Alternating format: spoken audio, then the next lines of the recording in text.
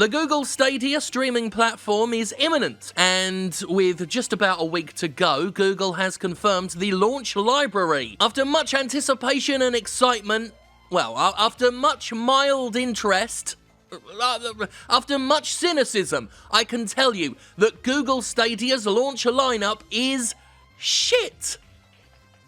It's about the best way of describing it, really. It's rather quite rubbish. Stadia's out on November 19th, and it will launch with only one platform exclusive, a game from Tequila Works called Guilt with a Y. Now, Guilt looks pretty decent, and Tequila Works is doing it, and Tequila Works co-developed the Sexy Brutale, which is one of my favourite games ever. But nonetheless, a smaller scale puzzle platformer, however endearing it may look, probably isn't gonna set the mainstream market on fire. And outside of that, it's a bunch of previously released games, and many of which have likely already had the majority of their sales by now, especially considering a few of them really are rather old. So without further ado, let's look at this launch lineup. What is coming to Google Stadia on November 19th? Assassin's Creed Odyssey, Destiny 2, The Collection, Guilt, Just Dance 2020, Kine,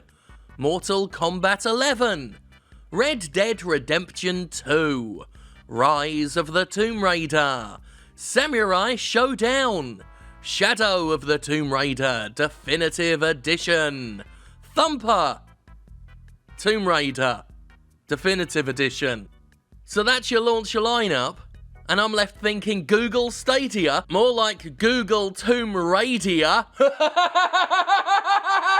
Now, 14 more games will be coming to the platform by the end of the year. But unfortunately, that doesn't look all that great either. Again, it's old shit. Those games are Attack on Titan 2 Final Battle, Borderlands 3, Darksiders Genesis, Dragon Ball Xenoverse 2, Farming Simulator 19, Final Fantasy 15, Football Manager 2020, Ghost Recon Breakpoint, that can fuck off, Grid, Metro Exodus, NBA 2K20, that can also fuck off, Rage 2, Trials Rising, and Wolfenstein Young Blood. You know, it puts me in mind of when the Xbox One X launched, Microsoft's much touted world's most powerful games console. Most of the games used to promote it were old games that now look a bit better, because the only major game they had to coincide with the Xbox One X launch was Super Lucky's Tale. And really, it's the kind of issue you do run up against when you have no exclusives of your own in your pocket and you're smack bang in the middle of a console generation, or in Stadia's case, right near the end of it. Without exclusives of its own, Google is relying on third-party publishers, some of which are working on their own platforms that they're going to promote and put ahead of this. Now, the main major selling point of Google Stadia is that you can play these games on many different devices without the need for hardware upgrades. But I gotta wonder how many people who are that interested in the idea didn't already buy and play Red Dead Redemption 2 elsewhere. Google Stadia needs to effectively market itself toward a more casual market, certainly casual enough that they have not gotten any hardware to play these games already, but not so casual that they didn't have an interest in playing these games, while at the same time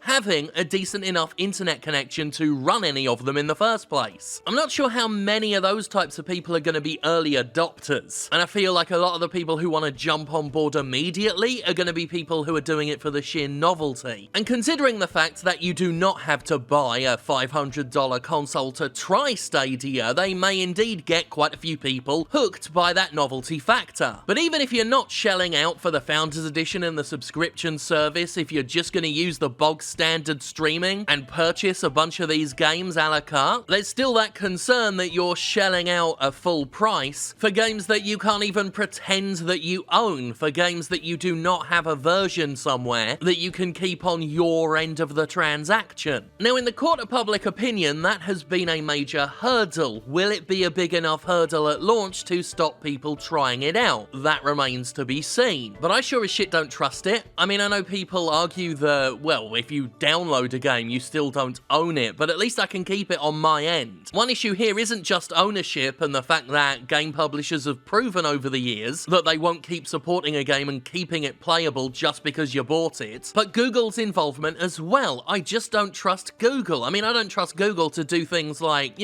perform basic tasks competently. But when it comes to services and platforms, I especially don't trust Google, which has a pretty bad track record of supporting anything long term. It's a similar issue that we see with live services with a lot of these AAA video games. They can promise years and years of support as much as they like, but the moment it becomes financially unviable for them to support something, they won't do it. Basically, when a company promises you that they will support something for a long time, they don't tell you that that support is conditional. They will only keep supporting it if it keeps making them money. And if you look at the sheer number of products and platforms and services that Google has started and shut down, I mean, there's a reason why there's a website called the Google Graveyard. Now, you could argue that Google Stadia right now is just for early adopters, just for the novelty value, just for people who want to be in a good position to be all in, be on board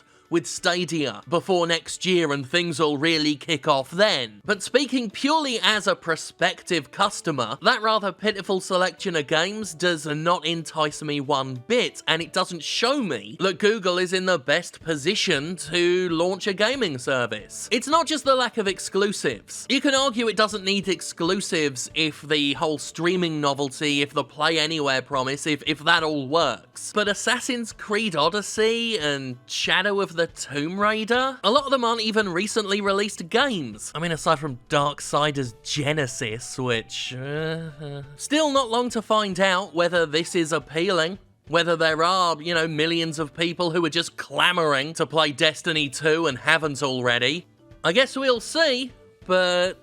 I don't know. I don't even know if even for work I wanna bite off on this. I guess I could play one game. I could buy a game and see how it runs. I certainly don't see myself going in on the Founders Edition and all of that stuff. I don't want to spend a penny more on this than I have to. Oh well, speaking of new services, I'm gonna go see if Disney Plus wants to work this morning, and if the episodes of DuckTales are in the right order now. What a time to be alive!